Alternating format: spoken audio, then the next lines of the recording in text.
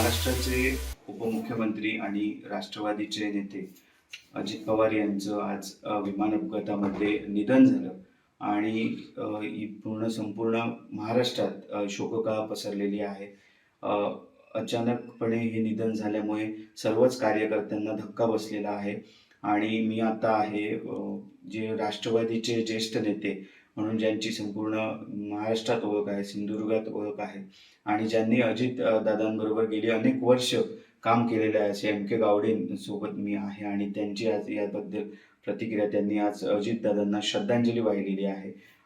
आज मोठा एक पोकळी राष्ट्रवादीमध्ये निर्माण झालेली आहे. मोठा धक्का बसलेला आहे आणि कार्यकर्त्यांना काय असेल प्रतिक्रिया? अजित दादा जाणं हे अजूनही आमच्या मनाला पटत नाही आहे.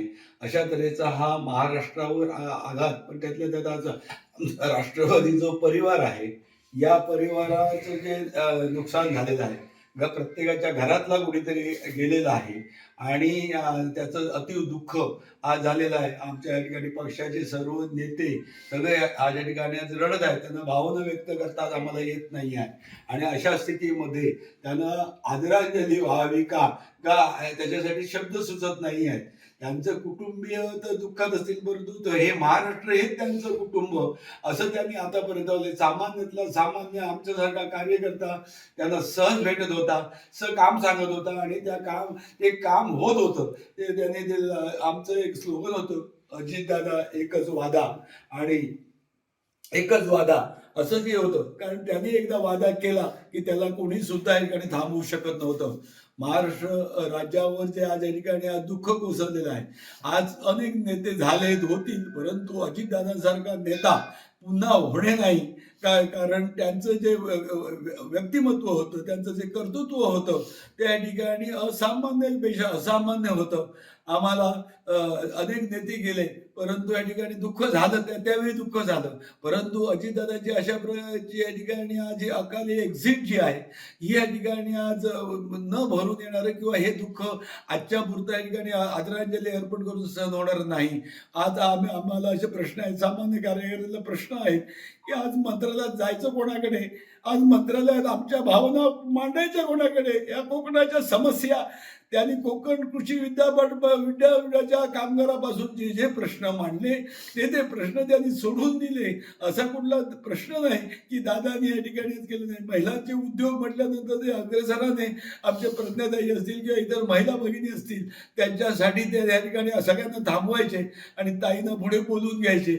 अशा तऱ्हेचं या ठिकाणी आम्हाला या ठिकाणी आज एक आधार उघड केला. आज आम्हाला आधार नाही.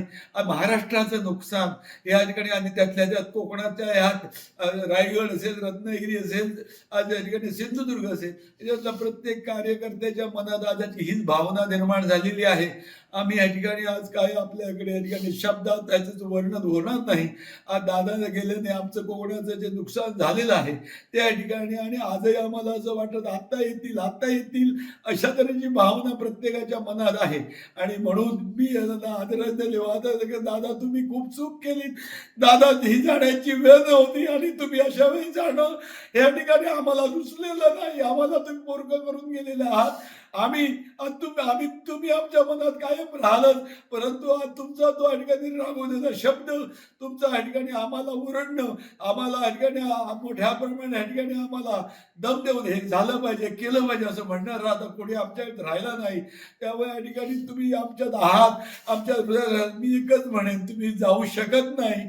कदाचित देह गेला असेल, परंतु दादा हे आमच्या कायम स्मृतीत राहतील अशी या ठिकाणी आमची भावना आहे. जास्त काही बोलत नाही, सुचत नाही. दादा तुम्ही आम्हाला टाकून गेलात, पोरकं करून गेलात, हे योग्य नाही केलं तुम्ही. आतापर्यंत तुमचा वादा कधी खोटा झाला नाही. हा आमच्या बरोबर असण्याचा वादा का खोटा झाला, का देवाला नियतीला हे का कसं काय मानवलं हे आम्हाला आज समजत नाही. आम्ही आपल्या त्या ठिकाणी आज परमेश्वरा असं का केलं, असं तू करू नये असं या ठिकाणी आज आम्ही त्याला विनंती करतो. बाकी आमच्या हातात काय आता हे सत्य सहन करण्यापलीकडे आमच्याकडे काय राहिलेलं नाही. आज या ठिकाणी आम्ही असंही आहोत. त्याच्या लहानात लहान कार्यकर्त्यापासून जिल्हा कार्यकारिणी आणि सगळ्या परिवारातर्फे शेतकऱ्यातर्फे या ठिकाणी मी आपल्याला मनापासून आदरांजली वाहतो आणि या ठिकाणी तुमच्या स्मृती आमच्या सदैव हृदयात राहतील एवढंच सांगतो थांबतो. धन्यवाद.